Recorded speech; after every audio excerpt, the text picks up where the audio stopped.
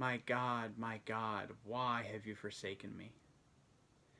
These words echo in today's responsorial psalm and then pierce our hearts when we hear them again on the lips of the crucified Jesus in Mark's Gospel. On the surface, these words are a scandal. Does God the Father abandon Jesus on the cross? This passage always brings me back to a non-denominational Bible study I was a part of in college. About half a dozen of us met in a dorm room down the hall from my own.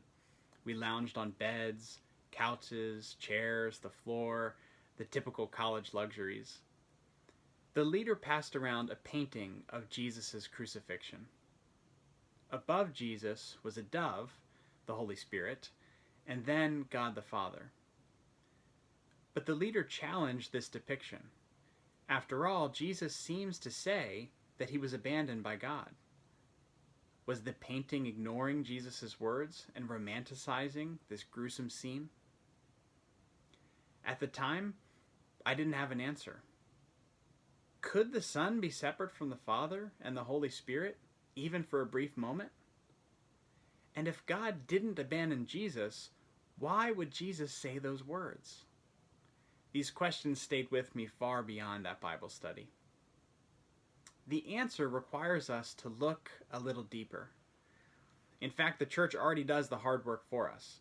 You'll find in today's readings that Jesus is quoting Psalm 22 when he cries out on the cross about his apparent abandonment. Many Jewish people hearing Jesus' words would have made this connection. In quoting the first line of the psalm, Jesus brings to mind the whole psalm, not just that line. In the following verses, Psalm 22 goes on to describe a man with pierced hands and feet, and persecutors who cast lots for his garments, a clear prophecy for Jesus' crucifixion.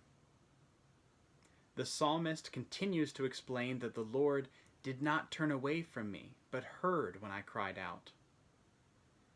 Finally, the psalm ends with all the ends of the earth bowing to the Lord and proclaiming him as king. Talk about a different story. Going a little deeper into Jesus' words shows us that rather than lamenting a terrible defeat, Jesus is actually invoking his own victory. The Father did not abandon the Son, just as he does not abandon us.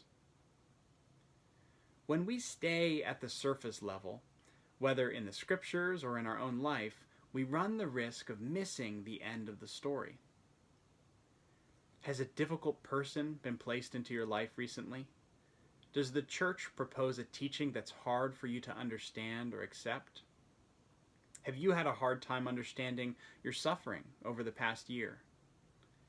Pray that God will take you beyond the surface level and show you the ways that he is still writing his story. And if you need a reminder of why it matters to go deeper, take a look first at the cross and then at the empty tomb.